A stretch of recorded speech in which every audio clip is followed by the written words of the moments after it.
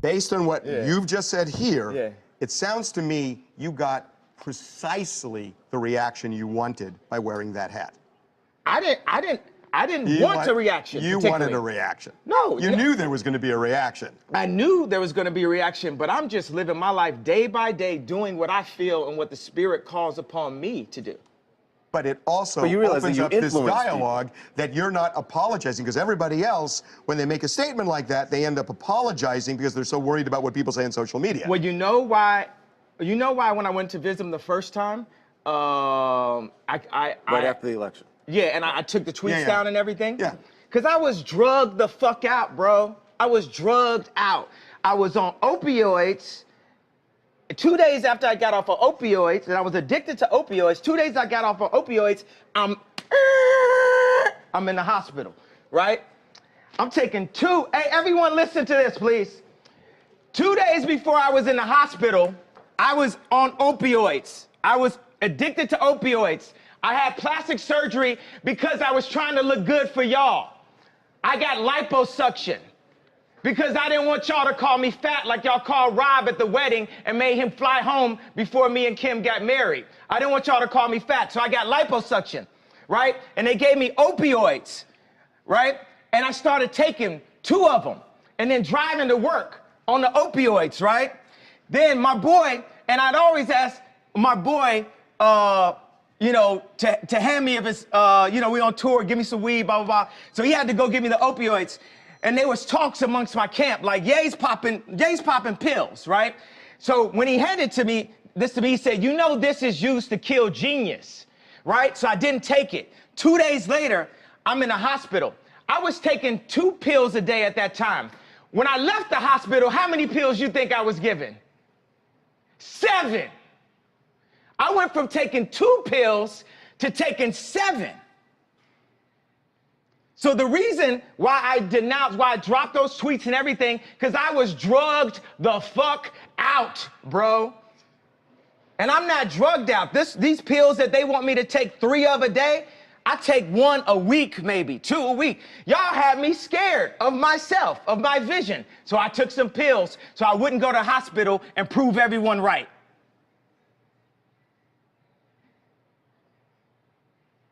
We are drugged out. We are following other people's opinions. We are controlled by the media. And today it all changes. You got Tupac and Lennon in that hallway. Today it all changes. We need to think how to think free.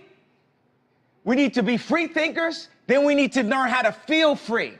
People say feel free, but we don't even know how to feel free or think free. Say what you feel. Positive or negative. I just got off the phone with J. Cole. He said, how'd you feel when they said the Crips is gonna kill you? I said, man, that was the headline. But when they said they wanted to beat me up, I said, that's great. They're my brothers. They love me. They don't want nothing to happen to Ye. They just want to beat some sense into me. I love Daz. I love the Crips. I love the Bloods. I love everyone. How many people are feeling, how many people felt something that I said today? Raise a hand if you felt something that I said today. Do you feel that I'm feeling, do you feel that I'm being free and I'm thinking free? Yes. I actually don't think you're thinking anything. I think what you're doing right now is actually the absence of thought. And the reason why I feel like that, because Kanye, you're entitled to your opinion. You're entitled to believe whatever you want. But there is fact and real world, real life consequence behind everything that you just said. And while you are making music and being an artist and living the life that you've earned by being a genius, the rest of us in society have to deal with these threats to our lives. We have to deal with the marginalization that has come from the 400 years of slavery that you said for our people was a choice. Every day we have to walk into that truth while you choose to say things that, to be honest with you, dog, are nonsensical. You want to think freely? That's fine. I'll combat your free thought with my free thought because mine is grounded in a reality that I have been given and a reality that I'm going to change, but I'm not going to do it by pretending that the enemies are on the same team as me. And frankly, I'm disappointed, I'm appalled, and brother, I am unbelievably hurt by the fact that you have morphed into something, to me, that's not real. That's the way I feel.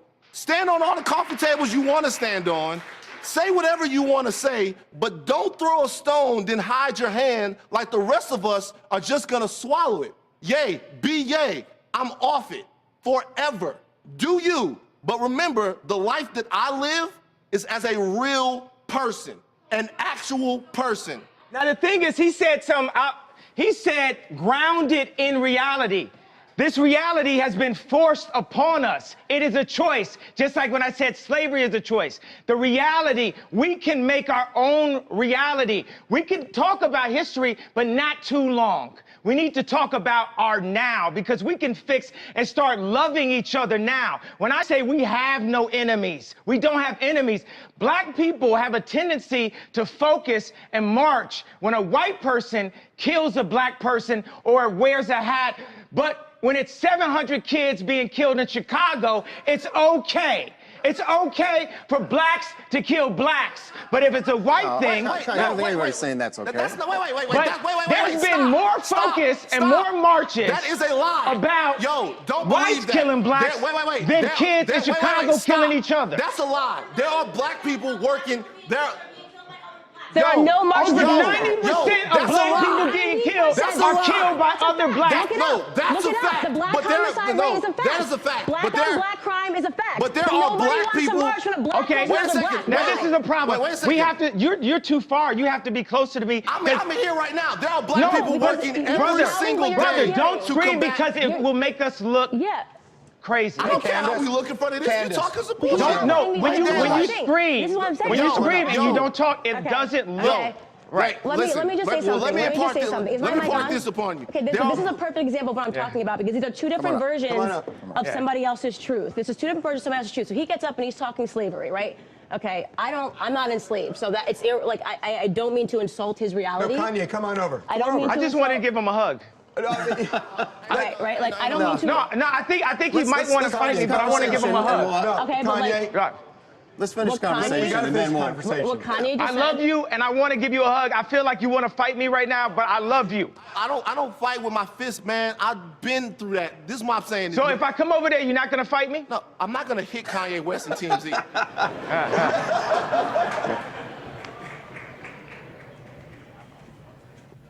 Bro, you got to be responsible, man. Bro, I'm sorry I hurt you. You got to be responsible, dog. I'm sorry I hurt you, bro. Your voice is too big. You got to be I'm sorry I hurt you, bro. I love you, bro. I'm sorry I hurt you with my words, bro. Yeah, bro. I love you, bro. Responsible, man. Bro, you gotta be responsible, I didn't mean to say things that hurt you. I didn't mean to wear the hat out the blue and shock so many people and not give them a way out of the pain. I understand that gave him pain, that made him see pain. But guess what? When I went into the hospital. We're now in the hospital. TMZ is the hospital to fix the world. Obama was our opioids. It made us feel like everything was good. That's not true, bro. Yeah. That's not true. Listen, first of all, calmly. What's your name, though? I'm Van. I'm sorry for disappointing you, Van. Yeah, listen. Yeah. Calmly. Yeah. What you said up there a second ago, the statistic on black on black violence is true. What they don't tell you is there are people dedicating their lives to working throughout the problems of black people. There are black people every day, boots on the ground. They're all over the place that are working towards this. Like every single day, people are trying to fix this problem.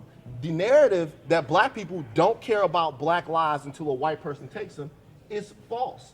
That is not true.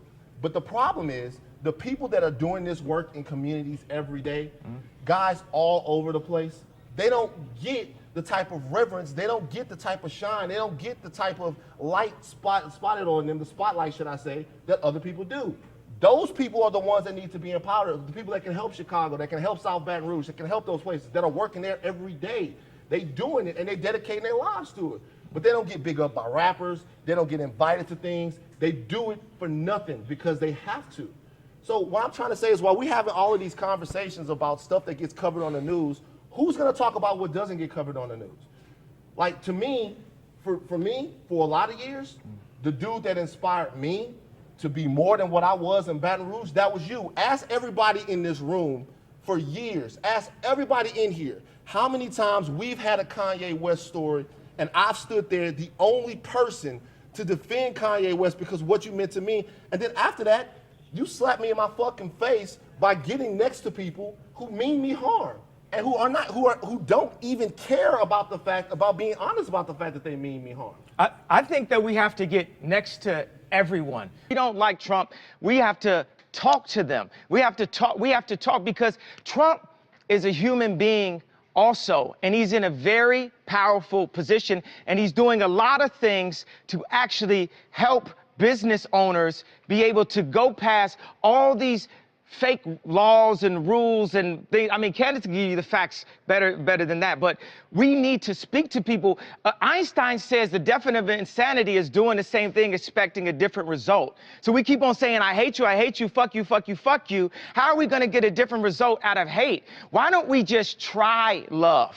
Why don't we just try love? Why can't it be okay for an influential rapper in the black community to go up to the president and talk to him about how we can make a change one by one? We have the resources for a peaceful world. I believe that Kim Jong-un didn't believe that Obama was crazy enough to come at him. You know, sometimes you need some crazy motherfuckers to change something. Steve Jobs was crazy. Now we all on Steve Jobs' phones. They say Trump's crazy. They say I'm crazy. But I'm here to show love. And we're going to make it through. I know I disappointed you today, brother. And I know I disappointed the black community when I wore the hat. And I'm sorry for disappointing you. But like I just told J. Cole on the phone right now, it's a bigger plan. And I'm just doing what the universe told me.